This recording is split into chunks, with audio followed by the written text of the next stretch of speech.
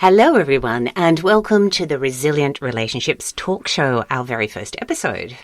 My name is Dr. Christian Heim. And my name is Dr. Caroline Heim. And I'm from Sydney, Australia. And I'm from Sydney, Australia. That's good.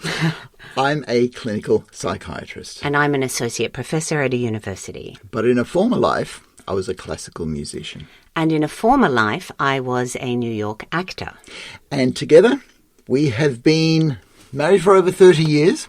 But for this talk show, we're bringing together our expertise, our experiences, and our research to bring you a show so that your relationship can stay together longer and stronger. That's right. That's what it's all about. And it's actually based on a study. All our research that we'll be sharing on this talk show is based on a study that we did, that we've just finished, that is the largest cross-sectional study on long-term relationships to date. To date, yes, it is. And look, this study and this research, which we've been engaged in for quite some years now, has spawned books and journal articles and lectures and now this talk show to bring it out in the world, because this world needs to know how to keep relationships together.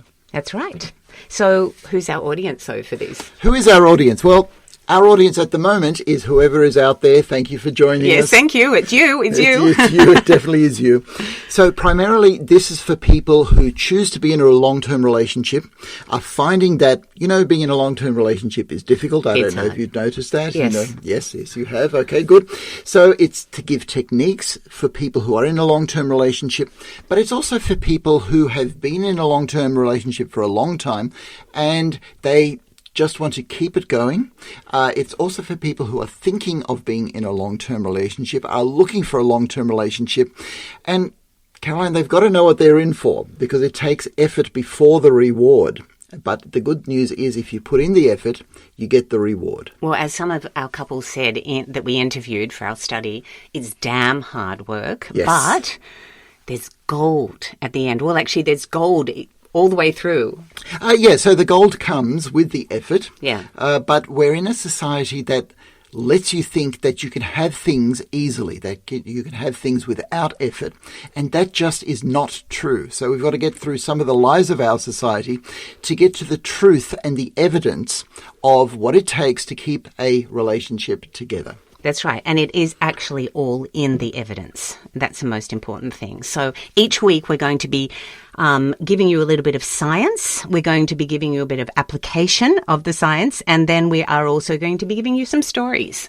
So do you want to talk to the science a little bit, Christian? Okay. So as a loose structure, we're going to look at science because as researchers, we are scientists. Yeah. Okay, now doctors aren't quite scientists, but what we do is based on science, and you in the humanities also need science as a body of knowledge to keep things together. So where do we get to know the science? We get to know the science mainly through journals, where we get to publish what we have found in our research, but we will also be looking at other journal articles of what other people have researched and what their findings are. So the other thing about the science is it's our best shot of knowing what reality actually is. So we're going to put a lot of emphasis on the science, okay? Because science is also something that everybody in the world can agree on. Whatever our beliefs are, whatever our diversity is, science says, no, this is the closest that we can get to objectivity.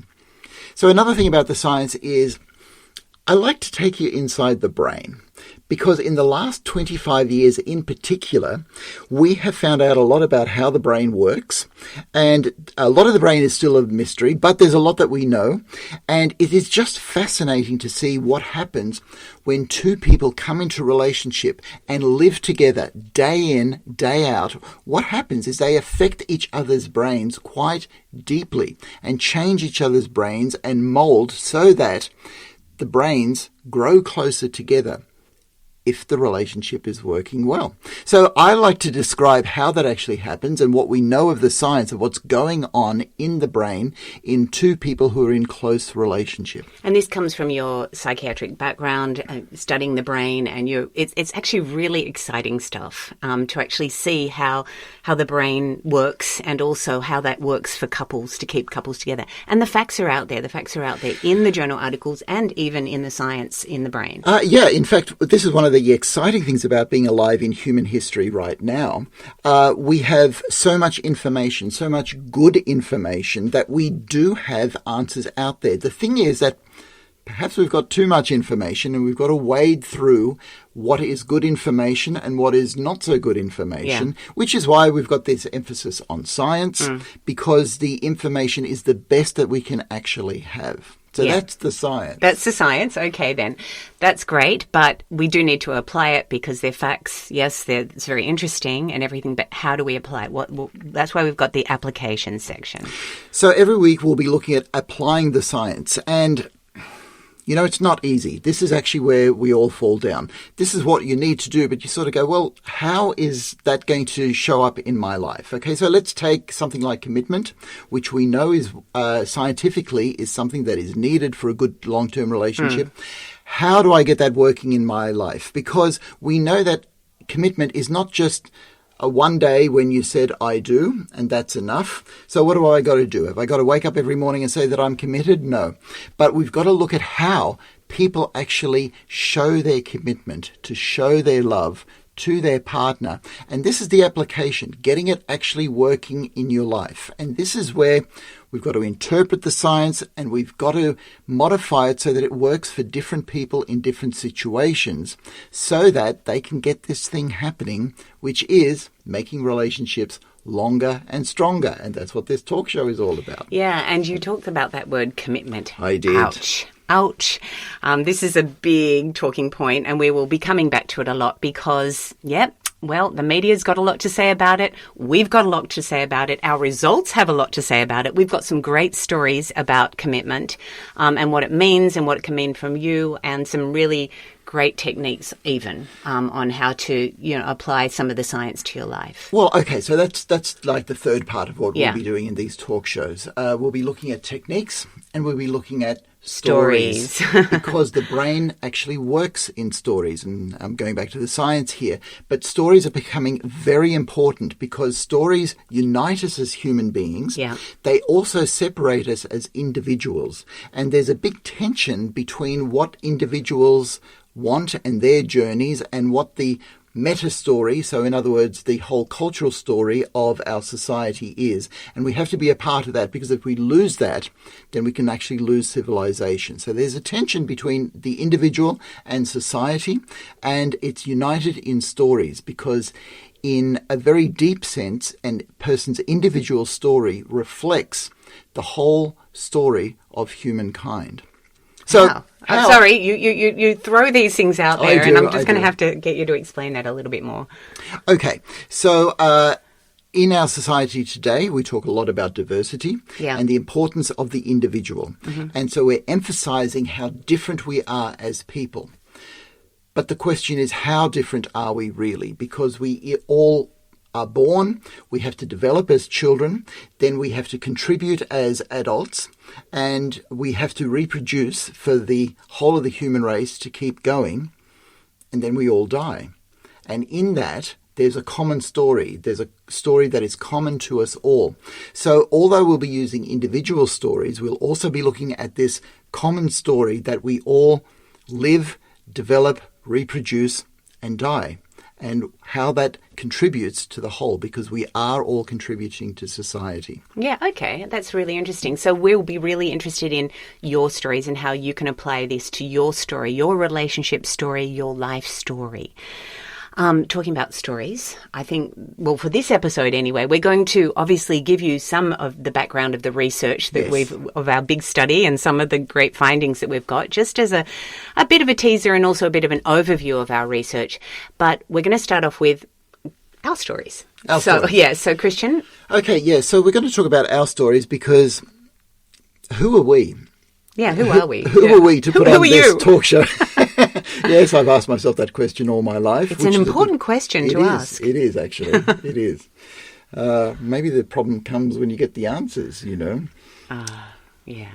Anyway. Or if you get stuck in those answers, if you don't keep searching, and that's more of an issue. Yeah. Anyway, your story, Christian. So I'll share a story that has to do with how I got involved in relationships and researching relationships. So, as I mentioned earlier, I'm a clinical psychiatrist, and to become a clinical psychiatrist, first you have to study as a medical student. You become a doctor. You work as a doctor for several years in a hospital before you then decide where you're going to specialize. And I specialized in psychiatry, and I love it because I get to hear the stories of so many people. I get to hear a lot of sad stories, and that does take its toll. Yeah. But I attended a lecture, almost 20 years ago now, that basically said, look, it's not enough to treat people with mental illness, because the way society is heading, we have to find ways of preventing mental illness in the first place so that people don't have all these problems like schizophrenia, bipolar disorder, anorexia, post-traumatic stress disorder, addictions, and more. So I started looking at what are the factors that will help people keep their mental health. So through all of this, one of the things that I discovered, one of the strongest things that help people keep their mental health is relationships in their life. So good relationships with parents, good relationships with family members, with friends, but the most important relationship is actually with your love partner, the person that you will be romantically involved in. And 99% of the human race go through attached to somebody in their life. 99%? Yeah, it's only... okay, so those studies come from how many people will go through life without being sexually attached to anybody. Oh, okay. And it's less than 1%. So in other words, it is part of our DNA, it is part of our human life experience that we attach closely and intimately to another person. So that doesn't mean that that's how many people get married, but that's how many people are attached in some way to another person. Okay, so it's rare to be unattached, except in today's society. So that brings out a whole other thing. Anyway, You're digressing. I'm digressing. That's for another talk show. Yeah. Okay, so I will do that some other time. But in that, I also found that in my clinical work, I was working a lot with people who had post-traumatic stress disorder, and they received that diagnosis after serving in a war. And these people, men predominantly, would have a lot of problems. There'd be a lot of things that we'd have to get on top of. Alcoholism, violence, nightmares, anxiety, fears, shaking, a startle response that is heightened. But one of their big problems was often that they would be in a relationship that was tenuous. It would be fragile. I'm about to lose my relationship. So one of the things that I did was I would work on the relationship early on. Now, okay, I would refer these people to psychologists to say, could you please take care of this person's relationship while I take care of their PTSD? And the responses that I got back was, yes, I'd be glad to take care of this person's relationship, but please cure their PTSD first. And I knew their relationship would be over long before I could do that. So I would start working on it myself. Okay. So in other words, I did a lot of couples therapy as part of my work on PTSD. And I got interested in couples therapy. Through that, I became a specialist in couples therapy when mental illness was part of the clinical picture. And through that, I was able to hear a lot of relationship stories. I was able to work with a lot of couples. Sometimes I'd work individually. Sometimes I'd work with the couple. Whatever could be done to save the relationship, I actually did. Then I got some formal training in couples therapy, and I kept specializing in couples therapy when mental illness was part of the problem. And that, as you know, took us to the Resilient Relationship Project that we are a part of, that we undertook to see what it was about good relationships. What is it that people who have been in relationship over 40 years have, so that the people that I worked with knew what to aim for. So what we did in that study was to look at what works, and in my practice, I could then work with people so that they could aim for something good rather than avoid the bad in relationships. That's really good. So I don't think you're really clear enough about the association between preventative mental health and relationships. Can you just speak to that a little bit more? Okay, thanks for that, Caroline. Yeah. So we are going through a mental health crisis in our community at the moment, and there are too many people experiencing too many mental health problems. So the thing about it is, if we could find ways to stop people get mental illness in the first place, that would be better. So I undertook a research project into what are the factors that actually help prevent people getting mental illness. And this is actually really quite difficult because there are a few things in society. For example, social media is something that is actually causing or leading to mental health problems. Okay, it's a contributing factor, and so that's one thing that I work with in the work that I do. But the primary thing was actually people's relationships, and so the technical term for it is actually attachment. Mm-hmm. Our attachment to other human beings is vitally important. It is a biological necessity that we attach to other people. So, okay, fundamentally, an infant, a newborn infant, could not survive without a mother or a caring figure. So right there, we see that there is a biological need for us to be in relationship. The thing is that we take our relationships with our mother or a parent figure for granted.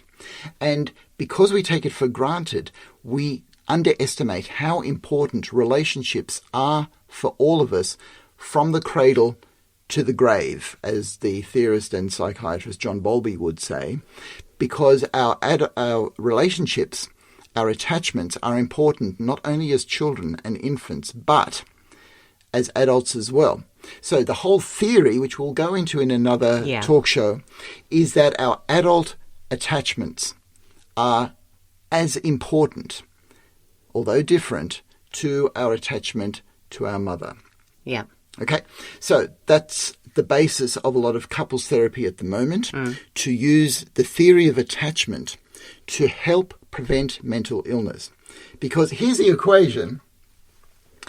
If we are securely attached in our relationships, that makes us more resilient, which leads to less mental illness in the community. So that's how being in relationship and being well attached in a good relationship leads to less mental illness. Which is why I personally think if I spend more time researching in this area, that means that we can lead to a situation where less people end up with mental illness in the first place. And that's part of why we're doing this talk show, Caroline. That's right. And you've just explained how it ties to resilience and how being attached to someone, just like a mother and a child, strengthens the actual person. So individually through attachment, and therefore makes them resilient, gives them more strength to be able to cope with whatever life throws at them. But if they're having to cope alone, it's pretty tough. Yes, and we have a lot of studies which we will mention. So, and the famous one is that a divorced male is 6 times more likely to take his own life than a married male. Yeah. So that shows the protective nature of being in a good relationship. That's the whole thing too, the protectiveness of it. Yeah. The protectiveness of it. So it's preventative and protective. Yes, protective and preventative are almost synonymous in that context. Okay, so that says a lot about my story or something.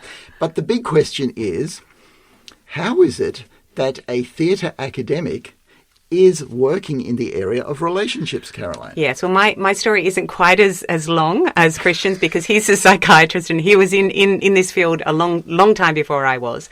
But we didn't share at the beginning that I actually am a theatre academic. So I have the theatre background. I did the acting. We said I was an associate professor, but I am an associate professor of theatre. So, how did I get in, that I teach acting, I teach theatre history, and I'm in the humanities. How did I get involved in relationships? Well, the real first insight I want to give you into that is that theatre is all about relationships. It is all about relationships, the drama of relationships in the plays and everything, but relationships between characters on stage, relationships in the theatre between actors and audience members. It's all about relationships. It tells the stories of our lives, and it gets the relationships from life and puts them on stage and says, oh, this is what's going on. So it really documents how relationships change and evolve over history. And, you know, when the divorce laws came in, there were plays about divorce. When women, you know, got the vote, there were plays about that. It's very, very much about the roles that we play in life and primarily about relationships. So that's just the starting point for why I'm involved in relationships. The second point is that I am an author and I do a lot of academic writing in my job, and I've written 2 books, and the books are primarily about the relationships in theatre. So I have written books about actors and audience members. I've had the opportunity to travel all over the world, and I've interviewed over 200 actors and audience members all over the world from many different countries. And during that time of writing these books, and I was writing about the psychology of relationships in those books, I developed a very innovative methodology for interviewing people. And I found that when I started researching in the area of couples and relationships, that I needed a good methodology that would work for the interviews that needed to be done there. And I could go to nobody better than you. So could you tell us about that methodology? What actually is about it that is good for couple relationships and finding information in that area?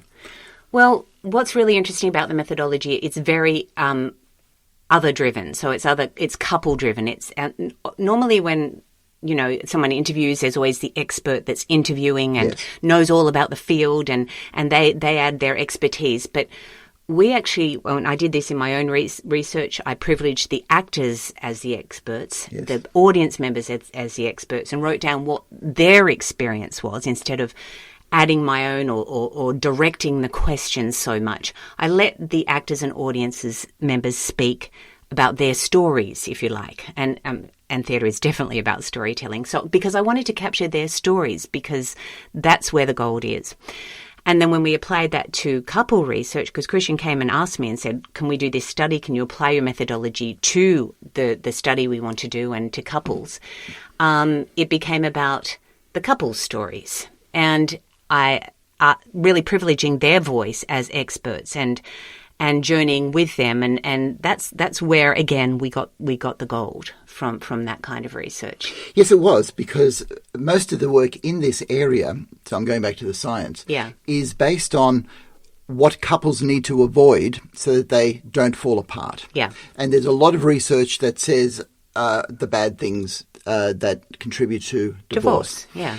But what we wanted to do was look at the good things that contribute to long-term relationships. Yeah. And so to do that, I needed your methodology that would, as you say, privilege the couple voice. So in other words, make couples the expert to say, could you please tell us what actually leads to a good relationship? Yeah, that's right. So a lot of the research out there on long-term relationships looks at, this went wrong and this caused divorce, which is a pathogenic approach. But we wanted to do what's called a salutogenic approach, which is to look at what went right in relationships. How did they survive? They went through things too that helped, that could have caused a breakup. But we wanted to see how they got through it. Yes. Yeah. That's right. Okay, good. So that's how I got involved in all of that. Okay, and the other thing is that we saw together, because we are married after all. We are, is that we saw that we are now living in a society that is not supporting relationships. So true. To the point where people didn't know what it takes to have a long-term relationship. And we were actually concerned that people around us or people in our society that we saw had good relationships and had relationships that lasted 40, 50 years would not be with us for too long. That's right. Because generations die out. And if they die out, then the information about what makes a good relationship would die out with them. That's exactly right. They have so much wisdom and That's insight. right. And That's we right. saw it all around us. I mean, Yes. you probably have, grandparents or anything, and people that in your life that there are older adults that speak into your life in some way. And there's so much wisdom in the couple area that we wanted to capture, and their stories too, Yes. to put into our research. Yes. Yeah. And they have the secrets. That's right. They have the secrets. And it's kind of something that we say often, that young people stare up at their grandparents to say, how did you stay together for 50 years when I'm struggling in my relationship after 50 days? And I even find that with my students, That's right. because they have to portray relationships on stage, since theatre's all about relationship. Yes. And they struggle with it because they're very much in an individual world, and it's all about them quite often. Well, it's not necessarily all about them. They're told by the media it's all about them. Yeah. But they need to learn how to be in relationship, and so my students have so many mental health issues, it's a salutogenic approach. Let's not look at all the problems. Let's look at what can go right. Yes. But just while we're on your students, because we treasure your students, we see their journeys, we see their struggles. Yeah. And what you share with me about your students keeps me in line with what young adults are struggling with in today's society. Yeah. And part of the approach was we asked young adults what they wanted to know about their relationships, and if they had the opportunity to ask a couple that had been together 40, 50 years, what would it be? And this is what gave us a lot of hope, that young adults actually want their relationships to last. So that's what our research is actually about. Yeah, so we're getting into the research now. We're I think starting we to are. talk about I think we about are. the We're main starting to talk research. about that. Yes, we yeah, are. so that was the starting point. We wanted to ask people, 290 young people actually, what was it? What do you want to ask people that are married 40 plus years? If you had one burning question, what would it be? And then we went and we asked 932 coupled individuals what their answer to those questions were. That was the whole premise of the study. Okay, so what we did in this study is create an intergenerational discourse. We had the opportunity to ask young couples, what do you want to know? Yeah. And we got their top 5 questions. Yes. But their overwhelming top question was, how do you do it? How do you keep it together? What's your secret? Can we keep a relationship together as long as you have? Yeah, what's your glue? What's your glue? Some of them even said, how is it even possible? I can't see how you can, keep on going for that long. How do you do it? This is incomprehensible to some of them. And it really was one of the most overwhelming results in the book, that's the number one question that they wanted. Right. So actually said, yes, these young people do actually want long-term relationships. Okay, so right there we've got to confront something in society, because there is a narrative which is projected by the media that people want to go from relationship to relationship, or we're looking at alternative frameworks of relationships. And there are alternative frameworks of relationships, but overwhelmingly people want to have one relationship. They just don't know how to do it in the pressures of today's society. That's what our evidence shows. Yes. And so we put that question, as you said, to the couples, and the number one finding that we found was, look, you've got to be committed. It takes commitment. Yeah. So that was the number one. There was quite a few findings, but we had a top three of findings for what the older couples told us. So the number one was commitment. Okay, so let's just go into something that Caroline picked up on right there. That I mentioned the top finding, but Caroline mentioned that we have a diversity. Okay, and that's actually quite important in itself, because what we have articulated, what was it, 17 findings? 17 findings. Which means that different things work for different people. And that's actually important in a society that we're in at the moment, because there is room for diversity. However, we also found that the top 3 findings accounted for more than a third of all people's ideas of what it takes to have a long-term relationship. The secrets, The yeah. secrets, That's yeah. right, yeah. Yeah. Yeah. And I mean, we did have diversity. Yes, we did. We interviewed people from 52 different countries all over the world. Yeah. So how many people? Over 1,400 altogether, including yeah. the young people. Yep. Yeah, so 932, 932. coupled individuals, Yep. either in interviews. So there was 180 coupled individuals in interviews, so 90 couples I interviewed. Yes. And then we surveyed, it was 932, I believe, That's right. altogether. Yeah. So we have a really robust study here with some really fantastic results. Obviously, we asked them lots of questions, but this was the primary question that we ended up asking. It was, and we will be unpacking this through these talk shows. But the top three findings were commitment, altruism, and shared values. Yeah. And in our book, Resilient Relationships, we talk about the theory of how those three things fundamentally affect our attachment to our adult love partner.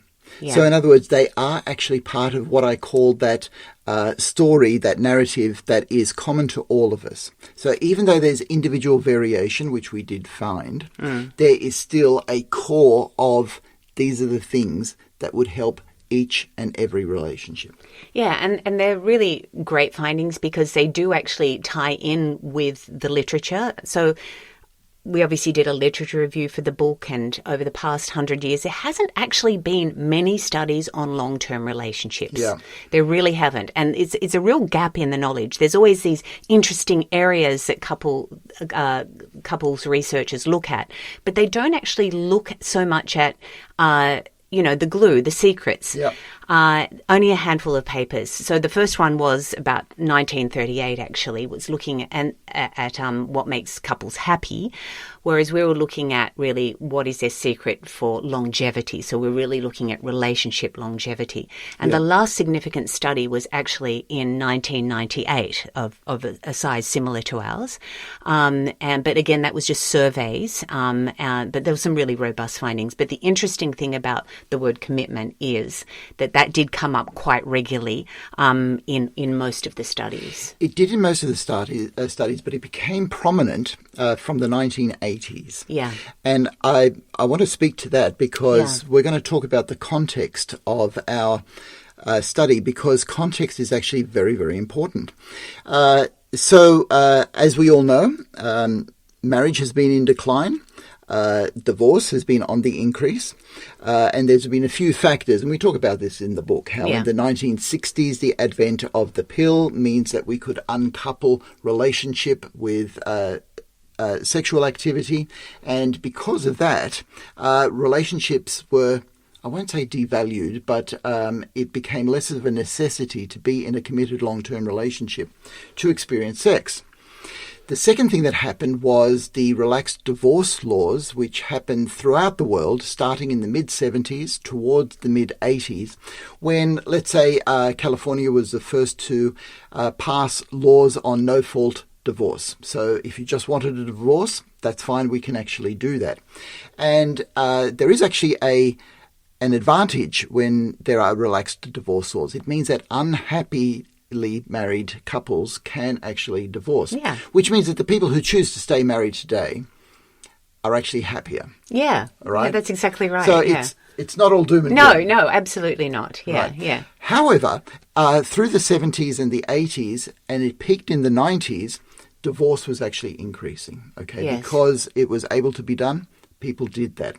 So in that context comes this study that showed that commitment was really quite important. And there was actually 3 or 4 studies during that time, in the 80s and the 90s. 80s and the 90s. That was the peak of all the studies. That was the peak of all the studies, and it culminated in the study of 1998 that showed that commitment was the number one thing. But it would be when you're surveying people who can see that divorce is now easy thanks to the laws, and they decide that you need to have commitment. Yeah. And it's true. It's a true and robust finding, and you do need to have that commitment because it's part of the definition of being in a relationship as well. Yeah. What I'm interested in is the prominence in our study the first in 25 years in that area, that found the prominence of altruism. Yeah. Of having to be able to take care of somebody else, to get out of yourself, to be there for somebody else. And one of the things that I want to say about that is that comes in response to the context, to the society that we find ourselves in, and a lot of people seeing that we now live in a society that is so for itself, so for individualism, that makes it very difficult to have relationships. Yes, and because of this finding, and this is where we really need to, we haven't actually told them the title of the book. Okay, we need to look at because we did contextualize the research in what's happening in society today in this 21st century. So the book is called Resilient Relationships, Techniques for Surviving Hyperindividualism, Social isolation and a mental health crisis. So the first part of the book looks at that contextuality, the hyperindividualism, social isolation and mental health crisis. The second part looks at the results of the study, and the third part gives techniques. So I'm just going to repeat all of that because it's actually quite a mouthful, as you found. Yes. So from the title of the book, which is Resilient Relationships, because that's really what we're about. Resilience, and we're going to have to talk about that in some talk shows. Yes. Relationships, we're going to have to talk about that in some All talk shows. But so the title is Resilient Relationships, Surviving Hyperindividualism, Social Isolation and a Mental Health Crisis. Techniques for Surviving Hyperindividualism, Socialization and a Mental Health Crisis. So the second part of that title is the context that we find ourselves in. That's right. And so, you were already starting to talk about it a little bit. Yeah. So why hyperindividualism? All right, so let's talk about hyperindividualism because it's a term that not everybody is familiar with, and yet it's a term that gets talked about a lot. And I talked about how in our society we live in a very me-focused time, that I as an individual am very important. Now, individualism, especially in the United States, has been growing for a couple of centuries now. So that means rather than being a culture that concentrates on the collective human experience, the point of the individual in that collective experience becomes more and more important. And so we see this in, let's say, movies. Okay, part of our culture is the movies, and we find a hero, somebody who is making it and succeeding on their own as an individual. So even all the big movies like the Marvel movies. Yeah. Armageddon, the Lord of the Rings trilogy, you see a couple of individuals that shine through. And this is part of the ideal in our culture, which is fine. That's individualism. Hyperindividualism, however, is by definition something that goes above, more than, or beyond individualism. So in a sense, it's individualism that says, not only do I want to make it, but I'm more important than the whole society. Me first, everybody else second. So one definition of hyperindividualism includes the idea of living your life as a conscious and judged, self-made life project. So you've got to be the author of your life. You've got to do what you want, and your life is what you make it. Now, here's the interesting thing about hyperindividualism. That all sounds good. More fun for me, more of me, and for me to be successful. But if it was so individual driven, why is it that it's accompanied with a lot of mental illness, yes, a lot of isolation, and a lot of misery? And see, this is what I'm seeing in my students. I get things called disability reports. So these are reports that I get when students are going through different issues, physical issues, and that compromises perhaps their work in their assessments, and I have to, take that into consideration and even with their grade. But what I've seen in the last 5 years is an escalation in disability reports on mental health issues, particularly anxiety, depression, and all sorts of different things. But I've seen such an escalation in it, and I've seen students leave the classroom because they're too anxious to work. There's been episodes in even in lectures and in the workshops that I do.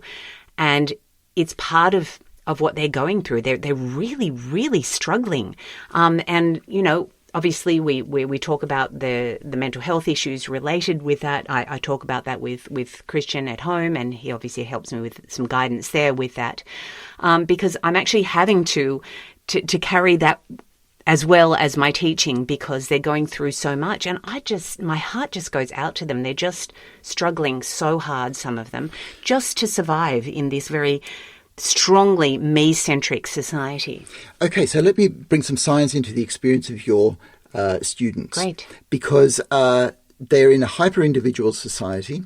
They're in a society where they have had less attachment to family than anyone throughout history, and they're feeling bad in themselves. And in a hyper-individual society that basically says your happiness is above anything else, a lot of people go for pleasure rather than happiness, because there's a difference between long-term contentment and pleasure. And so when people hear the word happiness and they're feeling bad inside, what happens is they tend to go for short-term pleasures. So what I'm doing is I'm going to addictions to show how that is a manifestation of hyper-individualism. Okay. Because what addictions do is they give you a lot of pleasure in a short period of time right now. So addictions stop you feeling bad now. Now, people who get addicted are not people who have character weaknesses, but, as the science is showing, they are people who have bad feelings due to bad attachment experiences, and addictions become one solution to a very complex problem. But it's a solution that ends up in more problems, because whenever I have treated people who have addictions, I find a person that has gone for pleasure but ends up in pain. And that is a reflection of hyper-individualism, making yourself the center, trying to alleviate hurt in yourself, which gets done by short-term pleasures like alcohol, cocaine, marijuana, gambling, and all other substances and addictions, but it ends up in more pain. And that's one of the mechanisms that scientifically we know happens in today's society. So the question is not how do we get people off addictions? The question is how do we fulfill their attachment needs so that people feel better about themselves? And that actually brings us up to the second part of the book, which is social isolation, because that's another thing that's there, and mental health issues that are tied in with that. Yeah, it does. Okay, yeah. So social isolation. We live in a world where we are becoming increasingly isolated from each other. And just as a few examples, I suppose a famous example is the COVID crisis that we've been through, where we were actually told to isolate from each other, and we needed to physically distance from each other. In fact, we even used the word social distancing, which was a pity, because you never want to socially distance from anybody. Okay, no. But there are other things. Households, where it used to be that you would have 4 or 5 people living in a household about 100 years ago. Now, let's say in Tokyo, 50% of households have one person living in it. Yeah, that's amazing. Which means that we're becoming isolated. We are. And that is technically called atomization. But also the amount of conflict in today's society means that we cut off from each other a whole lot more than we actually should. But the big thing is the social media. And something that was supposed to promise us connection has actually given us disconnect. Because if you just imagine a whole group of people in a room together where they would be either playing, arguing, or talking, they now have their eyes on a brick which is only a few inches from their face, and they are texting, which means that all those people are isolated from themselves. Oh, it just kills me. I walk into a room and my students, instead of talking with each other, 25 of them, they're all just in front of this, and this is their time.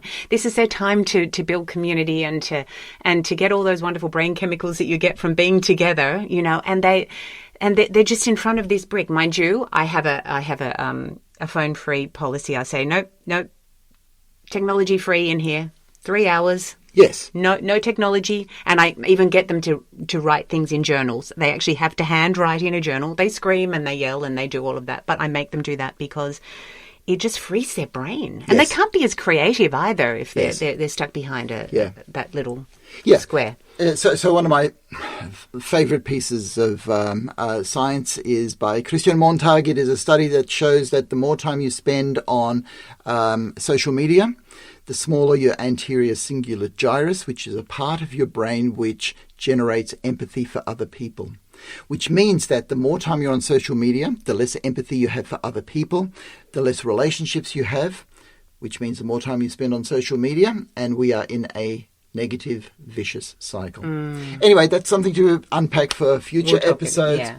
The other thing about the context is a mental health crisis, which is huge, and I will talk about that some other time. But part 2 of our book is basically where your focus came in on the interviews with couples. Yes. And their experiences and documenting all of our findings. That's right.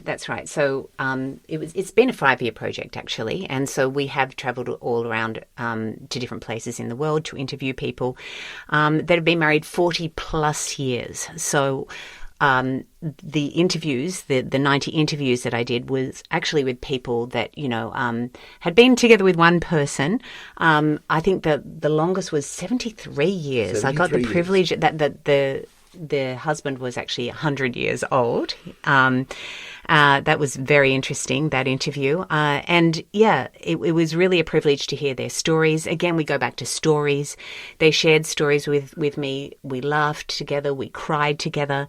There was some revelations. There was some secrets that hadn't been spoken before, spoken out loud, because they really wanted to help young people with their stories. It was such a privilege to me to walk through those journeys with those couples.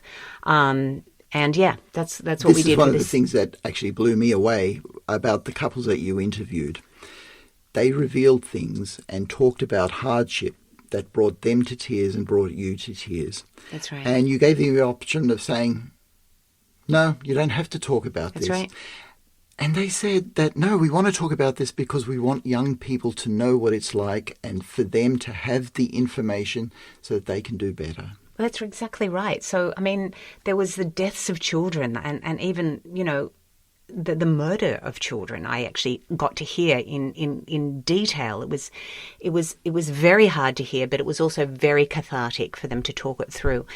And there were affairs, there were all sorts of things. I gave all of the couples the opportunity of using a pseudonym, so they didn't have to use their own name, particularly those that had had affairs. And all of the couples except for 3 chose just to use their actual names. They said, no, we need to share this. We need to know that you can survive. We need young people to know you can survive affairs. You can survive, the deaths of close family members. You can survive this. You can survive in-laws that are interfering. You can survive these things. Yes. And we want to show you how. Yeah, so I'm just going to use that particular point to emphasize the difference of pathogenic studies and salutogenic studies, which is something that you brought up earlier. Yeah. We know, for example, that having an affair is the biggest risk factor for divorce. But these couples, some of them also had affairs. But the interesting thing is they survived it. And so we wanted to document what they did to survive affairs. And we were surprised how many affairs there were, because we know that at least 50% of couples who have affairs end up in divorce courts. Yes. But these were the couples that survived. And that's the salutogenic approach. It is seeing what goes right. And through that, we get to part 3, which gives a whole lot of techniques in the book so that you can actually apply the science to your relationship so that your relationship can be resilient. That's right. That's the last part of the book, yeah. And obviously the book is for people that are struggling in their relationship, people that want to go deeper in their relationship, and also for couples therapists. And that's some of the techniques that come in there too. Yeah, so it was primarily for couple therapists, because couple therapists, wonderful people, thank you all the couple therapists out there. Amazing work. Dedicated to helping us have better relationships. But The emphasis of the evidence for couples therapists are on what goes wrong in a relationship, and the frameworks are all based on certain theories. Whereas here what we do is we put together more than 75 techniques so that couples therapists can use these techniques based on what goes right on a relationship. And I know that some of you relationship people out there know what goes right in a relationship. But we want that information to trickle down to people who are just starting their relationship journey or are looking to go into a relationship so that they can move forward in this very bewildering yet wonderful society to say, we can do it as well. Yeah, that's right. Yeah. So we actually, what's really interesting about the techniques too is some of them are from the couples themselves. They said what worked for them. And also the techniques are drawn from Christians, 20 years of psychiatry practice experience, working with couples that have mental illness issues in there. Yeah, that's right. And also from the research in the book. So the book actually cites over 900 studies to back everything up that we've been talking about, obviously about hyperindividualism, socialization, plenty of information on the mental health crisis and stuff too. Okay. So I'm going to go into a bit of a summary as to what we said today and what you can take away from this particular talk show, but also what you can expect in other talk shows. So what we've done, in a fun way, I hope, is introduce ourselves.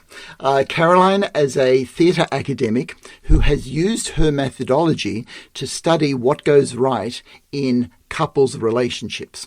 And me as a clinical psychiatrist who has used my theory and clinical background to see what goes wrong in relationships, to bring those together to do this study because we saw that good relationships are fast becoming a thing of the past, but we want it to be a thing of the future.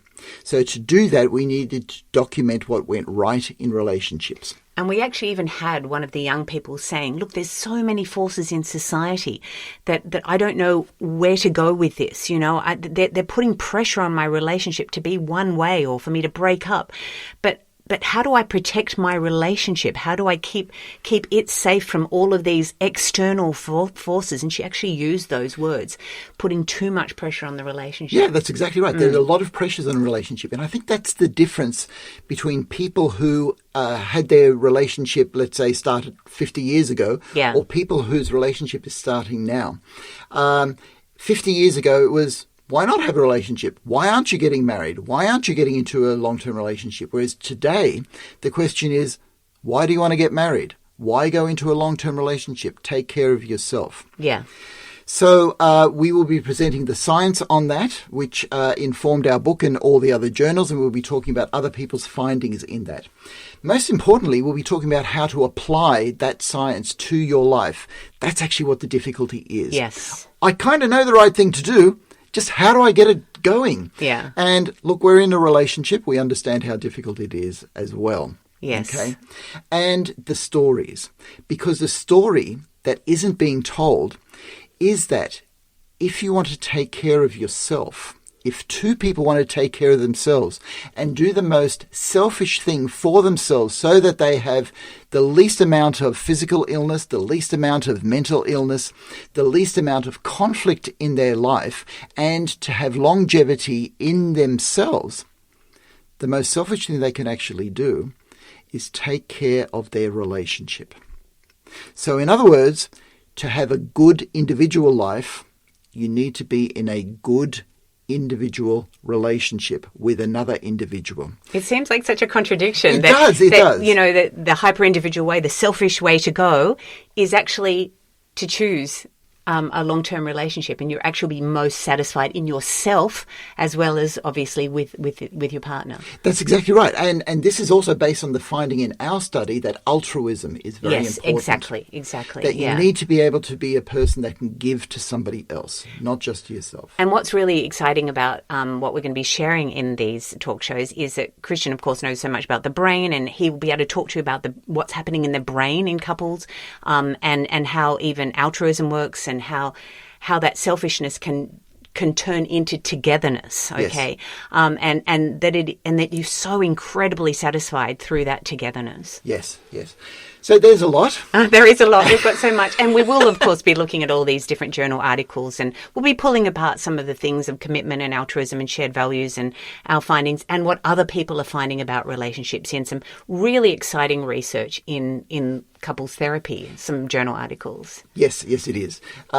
And being in a couple's relationship is a very exciting journey in itself. It has a few ups and downs, but does a roller coaster. So does a roller coaster. Yeah, but that's all part of it. And as some of the couples said, adversity strengthens commitment. So we'll be unpacking those sort of things in upcoming talk shows.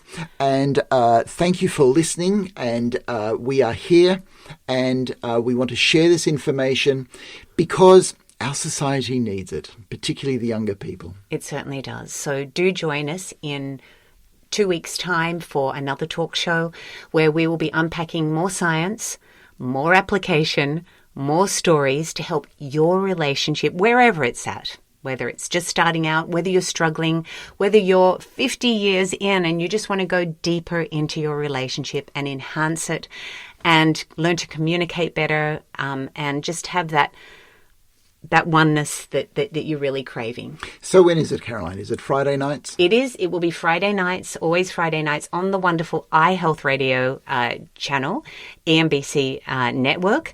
So you can stream it live.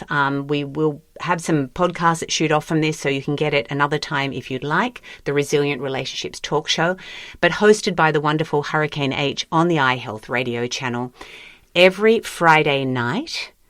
EST, so in New York time, we always call it New York time, at 9 p.m. And in Australia, for those that are following us in Australia, because we are Australian, AEDT time, it will be 11 a.m. On Saturday mornings. But we are looking so forward to your company and to help share this journey with you. Okay, so just a reminder, it's every second Friday night. Yes, that's right. And we will see you or hear from you in a fortnight. And thank you so much for joining us. We'll see you next time. Bye for now. Bye-bye.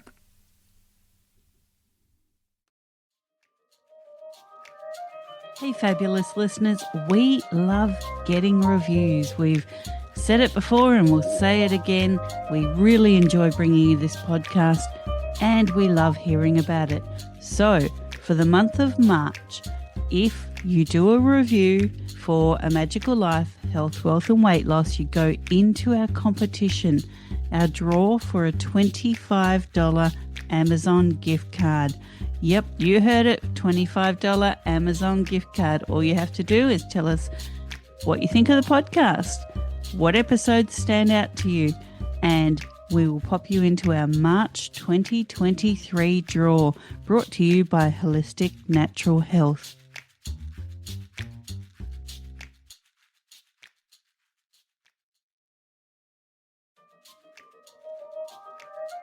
Welcome to A Magical Life, Health, Wealth and Weight Loss. I'm your host, Magic Barclay, lead practitioner at Holistic Natural Health Australia and #1 best-selling author. In this podcast, I aim to give you practical tips on how to accelerate and sustain your health, increase your financial, spiritual and emotional wealth, and to look at something that haunts many of us needlessly, weight loss. In some episodes, I'll have guests available to give you even more tips, but in others, the floor is yours. Drop us a line at A Magical Life Podcast on Facebook and let me know what you would like to know more about. Now, sit back and enjoy, because it is time for you to create and truly discover a magical life. Welcome back to A Magical Life. I'm your host, Magic Barclay, and today I'm joined by Kimberly Record. Kimberly is a self-sabotage expert, and we're going to learn more about her as this episode continues. Kim is the author of the women's self-help book, Finding Your Forever Body, which is a 10-step guide to breaking the diet cycle for good. She's the founder of the Self-Care Success Formula, which helps ambitious, purpose-driven women break self-sabotaging habits so they can regain their energy and confidence and create more joy and fulfillment in their lives by their own standards. Combining her background in holistic nutrition and high performance coaching, she empowers her clients to develop and stick to habits that support their health, vibrancy, and happiness without relying on their willpower. Welcome, Kim. Thank you. Now tell us about finding your forever body. It was a book that came from a passion. I had been doing nutrition consulting for about 6 years. And in that